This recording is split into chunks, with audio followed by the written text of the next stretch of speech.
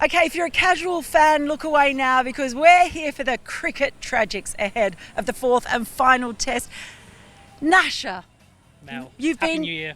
Happy New Year. You've been delving into the depths of your nerdiness. What have you come up with for this? Well, I think we need to watch out for Travis Head this week. He's, on one hand, he's Australia's leading run scorer in this series, has shown some guts and determination, built on what he did in the UAE before this season. But the last 4 dismissals really have got to set alarm bells ringing for Australia. Twice caught at third man in Perth, albeit he was trying to take the aggressive side of the game, take a hold of the match. But then he was twice bowled in Melbourne, playing across the line, playing expansive drives, which are not really the shots of a test top order batsman. He really needs to tighten up his game. Be fascinating to see how he plays this week. He's not having a problem making a start. He's eating up a lot of deliveries, and really then you should be making far better choices over the shots you play and the shots you don't play, to quote our colleague George DeBell, who will no doubt appreciate that sort of line. But it'd be really interesting to see how Travis Head goes. He's being billed as one of the plus points of this series for Australia, but if he really is going to be held in that standing, he can't be getting out in the way he has in the last 4 innings. No doubt he'll feel the eyes of all of you out there on him now as well, because now you've put them out there. Well, I know that the reason why people watch this video is because they really want to know about pitches, because just like, let's face it, it's the most fascinating thing about cricket too. We're not going to talk about sand this time or concrete columns, and in fact, the curator, rudely, hasn't even told us how many millimetres of grass he's not know. It's what the punters want to know about. He really is. I want to know. Yeah, I want to know. We feel bereft of information today. Yeah, we want to know how much grass is on there, but we don't. But what we are being told that this is a traditional Sydney cricket ground wicket, which means it's going to have a bit of pace at the start, and then it will break up and be conducive to spin sort of around day 3, day 4. Now, they say this, but I'm never convinced. It's like going to the whacker every time and they're like, yeah, whacker's going to be really fast. Come here and it's like, yeah, totally spin. Play 5 spinners. You must play 5 spinners at the SCG. I'm a bit sceptical. I'm going to wait and see. It's been pretty flat here in games that they've played here.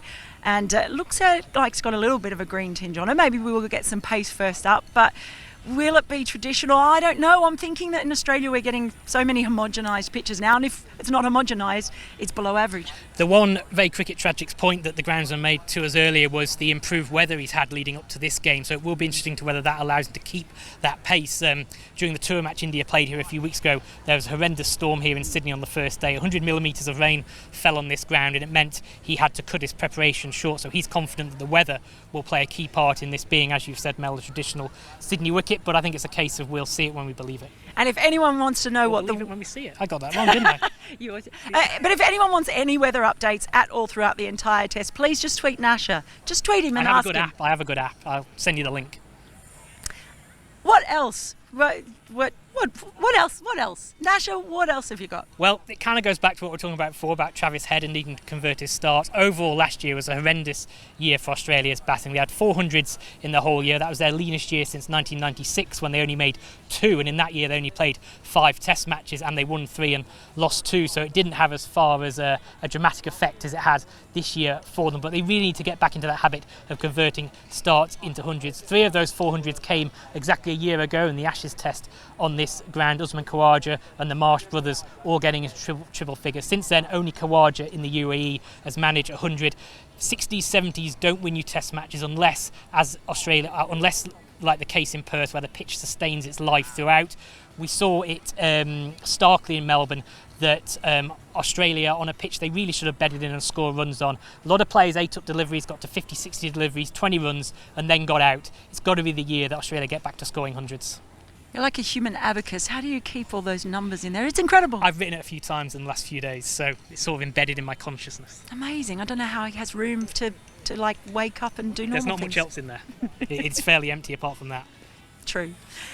And finally, well, look, it's all a bit of a muddle really about who's been up for selection and who hasn't, and people being dropped and brought back or anything else. But one thing for India that's been pretty interesting throughout this series so far, and might be good to keep your eye out on this test, is Vihari. Now, he was very much sort of coming in really for his batting, wasn't he, as a start. He's come in for that strength. With the injury to Ashwin, he ended up playing a bigger role in Melbourne. But the fact that Vihari has bowled beautifully whenever we've given him the ball makes us feel absolutely calm about Ashwin not getting to play. If you see the way Vihari has bowled, he's looked like picking up a wicket whenever he comes to bowl. And he's pitching the ball in the right area, so we are looking at him as a solid bowling option right now.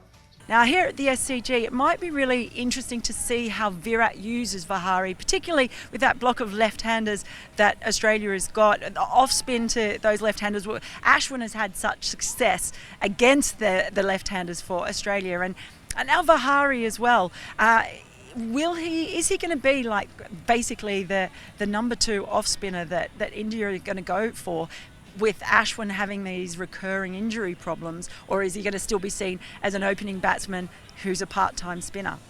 Just keep your eye on how many overs he bowls and when he bowls, and how Virat Kohli uses him. That's what I say. Got anything else? Can't put it better myself. New Year's resolution? To think more like a cricket tragic every day. Don't think that's possible. See you after the test. Don't forget to like, share, subscribe, and leave your comments in the comment section below. Click on the bell icon for notifications.